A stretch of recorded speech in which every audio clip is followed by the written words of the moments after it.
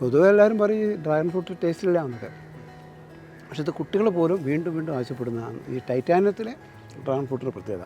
കണ്ടാലൊക്കെ ഒരുപോലെ ഇരിക്കും, പക്ഷേ നമ്മുടെ പ്രത്യേകത വെച്ചാൽ നമ്മുടെ ഈ ജൈവ രീതിയിലാണല്ലോ.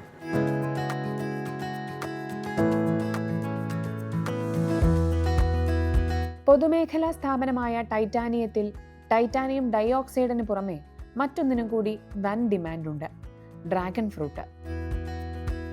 4 ടണ്ണിലധികം ഡ്രാഗൺ ഫ്രൂട്ടാണ് ഇവിടെ പ്രതിവർഷം വിളവെടുക്കുന്നത്. കോവിഡ് കാലത്ത് ഭക്ഷ്യസുരക്ഷ എന്ന ലക്ഷ്യത്തോടെ ആരംഭിച്ച കൃഷിരീതി ഇന്ന് പൊതുമേഖലാ സ്ഥാപനങ്ങൾക്കാകെ മാതൃകയാണ്. ആദ്യമൊക്കെ അസാധ്യമെന്ന് തോന്നിയെങ്കിലും നിരന്തര പരിശ്രമത്തിലൂടെ നേടിയ വിജയഗാഥയാണ് ഇവർക്ക് പറയാനുള്ളത്. നിലവിൽ ജൈവ പച്ചക്കറികളുടെയും പഴങ്ങളുടെയും ഒക്കെ കലവറ കൂടിയാണ് ടൈറ്റാനിയം. കോവിഡ് കാലത്ത് ഭക്ഷ്യ സ്വയം പര്യാപ്തതയ്ക്ക് വേണ്ടി കേരള ഗവൺമെൻറ് ആവിഷ്കരിച്ച പദ്ധതിയാണ് സുഭിക്ഷ കേരളം പദ്ധതി. അതിൻ്റെ ഭാഗമായിട്ട് സംസ്ഥാന പൊതുമേഖലാ സ്ഥാപനങ്ങളിൽ അവൈലബിൾ ആയിട്ടുള്ള ബെയർ ലാൻഡ്സിൽ കൃഷി ചെയ്യണമെന്നുള്ളൊരു ഡയറക്ഷൻ ഗവൺമെൻറ്റിന് വന്നതനുസരിച്ചാണ് 2020 നമ്മൾ വിപുലമായ രീതിയിൽ പച്ചക്കറി കൃഷി, മത്സ്യകൃഷിയും ആരംഭിച്ചത്. കൃഷി രീതികളിൽ ഉള്ള ഒരു അക്സെപ്റ്റൻസ് ഉള്ള രീതിയിലാണ് കേന്ദ്ര സർക്കാരിൻ്റെ സഹകരണത്തോടെയുള്ള ഒരു എക്സോട്ടിക് ഡ്രാഗൺ ഫ്രൂട്ട് കൾട്ടിവേഷൻ്റെ പ്രൊമോഷനുള്ള ഫണ്ട് വന്നതും അത് നമ്മൾക്ക് 24 lakhs ഒരു പ്രോജക്റ്റാണ്. 2.5 ഏക്കർ സ്ഥലത്ത് 3000 ഡ്രാഗൺ ഫ്രൂട്ട് കൃഷി ചെയ്യുക എന്നുള്ളത്. നമ്മൾ പ്രതീക്ഷിച്ചതിലും വളരെ വിജയമാണ് ലഭിച്ചത്. ആദ്യത്തെ വർഷം ഏതാണ്ട് 2 ടണ്ണിലധികം ഫ്രൂട്ട്സ് നമുക്ക് കിട്ടി. നമുക്ക് നമ്മളുടേതായിട്ടുള്ള സ്റ്റാഫ് കാര്യങ്ങളാണ് ഇതിൻ്റെ സൂപ്പർവിഷനും കാര്യങ്ങളും എല്ലാം നടത്തുന്നത്. അവർക്ക് ഇതിനെക്കുറിച്ച് വ്യക്തമായ ട്രെയിനിങ്ങുകളും കാര്യങ്ങളും ഒക്കെ നമ്മൾ കൊടുത്തിട്ടുണ്ട്. ഡ്രാഗൺ ഫ്രൂട്ട് ഒരു കാക്ടസ് വിഭാഗത്തിൽപ്പെട്ട ചെടി ആയതുകൊണ്ട് തന്നെ ഇതിൻ്റെ യഥാർത്ഥ ഈ ആവാസം എന്ന് പറയുന്നത് മണൽ പ്രദേശമാണ്, മരുഭൂമി പോലുള്ള സ്ഥലങ്ങളാണ്. ജലലഭ്യത കുറഞ്ഞ സ്ഥലങ്ങളിൽ നന്നായി വളരാൻ പറ്റുന്നതാണ്. വെള്ളം കൂടുതലായി കഴിഞ്ഞാൽ നശിച്ചു, അതാണ് ഇതിൻ്റെ പ്രത്യേകത. അതുകൊണ്ട് ഇതിൻ്റെ സ്വാഭാവികമായ ആവാസത്തിൽ വളരുന്നത് തന്നെ ഇതിൻ്റെ ഒരു പോസിറ്റീവാണ്. 1 മീറ്റർ തടം എടുത്തതിന് വേണ്ട ജൈവ വളമൊക്കെ ചെയ്തതിന് ശേഷം ഈ ഒരു പില്ലർ നമ്മൾ ഇങ്ങനെ താട്ടുകയാണ്.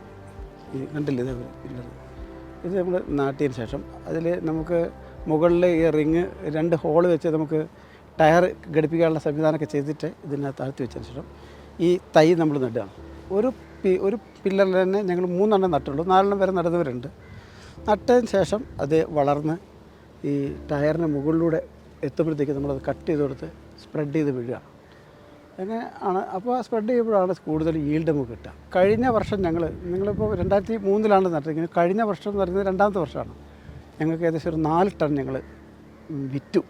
ഞങ്ങൾ ഈൽഡ് മാത്രമല്ല, എൻ്റെ ഒരു ക്വാളിറ്റി.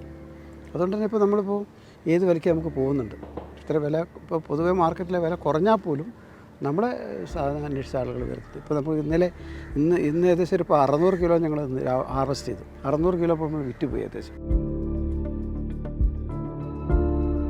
ഇത് ലഭിക്കാത്ത ഒരു വിഭാഗം ഉണ്ടല്ലോ, അവർക്ക് ഞങ്ങൾ സൗജന്യമായി കൊടുക്കുന്നത്. ഇപ്പോൾ ഉദാഹരണത്തിന് ഈ ശ്രീചിത്ര ഹോമിൽ നമ്മളിപ്പോൾ ഈ വർഷം ഇപ്പോൾ ഇന്നും ഞങ്ങൾ കൊണ്ടുകൊടുത്തിട്ടുണ്ട്. ഈ നമ്മുടെ മണ്ണ് സാൻഡി സോയിലാണ്, കടൽ തീര മണലാണ്. അതിൽ ഒരു പുൽച്ചെടി പോലും വളരാൻ വളരെ ബുദ്ധിമുട്ടുള്ള ഒരു പോഷകഗുണമില്ലാത്ത മണ്ണ്.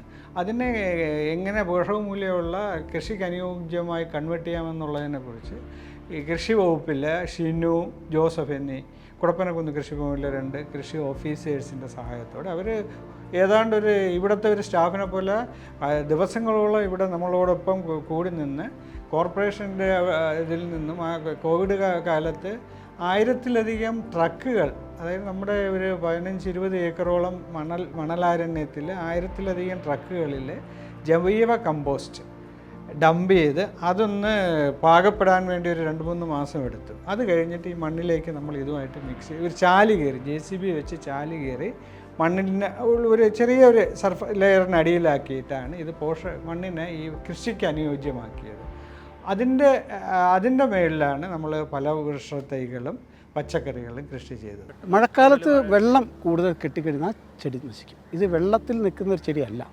ഈ മണ്ണ് ശരിക്കും പറഞ്ഞാൽ മണൽ മണ്ണായതുകൊണ്ട് തന്നെ നമുക്ക് വെള്ളം കെട്ടിക്കിടക്കുന്ന പ്രശ്നം വരുന്നില്ല. അതുകൊണ്ട് ഞങ്ങൾക്ക് സംബന്ധിച്ചിടത്തോളം ഏത് മഴ വന്നാലും ഡ്രാഗൺ ഫ്രൂട്ടിനെ പറ്റി അങ്ങനെ ഒരു പ്രശ്നമില്ല. പക്ഷേ വെള്ളം കെട്ടിക്കിടന്നാൽ വേര് ചീഞ്ഞു പോകും.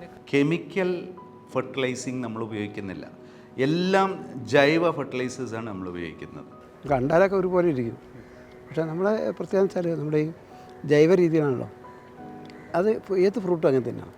നമ്മൾ ഈ പെട്ടെന്ന് വളർത്തിയെടുക്കുന്ന ഫ്രൂട്ടും അല്ലാതെ ജൈവ രീതിയിൽ വളർത്തിയെടുക്കുന്ന ഫ്രൂട്ടും നമ്മൾ ടേസ്റ്റ് വ്യത്യാസമുണ്ട്. നമ്മളുടെ ഈ ക്യാമ്പസിൽ ഏകദേശം 60% ഏരിയ നമ്മൾ വൃക്ഷങ്ങളും മരങ്ങളും എല്ലാം വച്ച് പിടിപ്പിച്ച് അതൊരു വനം പോലെ ആക്കിയിട്ടുണ്ട്. ബാക്കിയുള്ള 20% ഇപ്പോൾ ബിൽഡിങ്ങിന് വേണ്ടി പോവുകയാണെങ്കിൽ ബാക്കിയുള്ള സ്ഥലത്ത് നമ്മൾ സോളാർ പ്ലാന്റും സ്ഥാപിച്ചിട്ടുണ്ട്. നമ്മുടെ എൻവയോൺമെൻറ്റിനെ ശരിയായ രീതിയിൽ പരിപോഷിപ്പിക്കുക അല്ലെങ്കിൽ അതിനെ കാത്തു സംരക്ഷിക്കുക എന്നുള്ളത് ടൈറ്റാനിയം പോലുള്ളൊരു കമ്പനിയുടെ പ്രാഥമിക ദൗത്യമായിട്ടാണ് നമ്മൾ കരുതപ്പെടുന്നത്. പരിസ്ഥിതി സംരക്ഷണത്തിന് ബെസ്റ്റ് എൻവയോൺമെൻറ്റൽ പ്രാക്ടീസിൻ്റെ award against industries state pollution control ബോർഡിൽ നിന്ന് 2019 ഫസ്റ്റ് പ്രൈസ് നമുക്ക് ലഭിച്ചു. 2020 നമ്മൾ പച്ചക്കറി കൃഷിയുടെ നമ്മുടെ പ്രവർത്തനങ്ങൾക്ക് ഈ ഗവൺമെൻറ് ഇൻസ്റ്റിറ്റ്യൂഷനിൽ നമുക്ക് ഫസ്റ്റ് പ്രൈസാണ് ലഭിച്ചിട്ടുള്ളത്. അത് കഴിഞ്ഞിട്ട് ജില്ലാതലത്തിൽ പല വർഷങ്ങളിലും നമ്മൾക്ക് കൃഷിയിൽ ഫസ്റ്റ് പ്രൈസ് ലഭിക്കുകയുണ്ടായി. ഈ വർഷം നമുക്ക് മത്സ്യകൃഷിക്ക് സംസ്ഥാന തലത്തിലുള്ള 1ാം സമ്മാനം നമുക്ക് ഈ വർഷം ലഭിക്കും.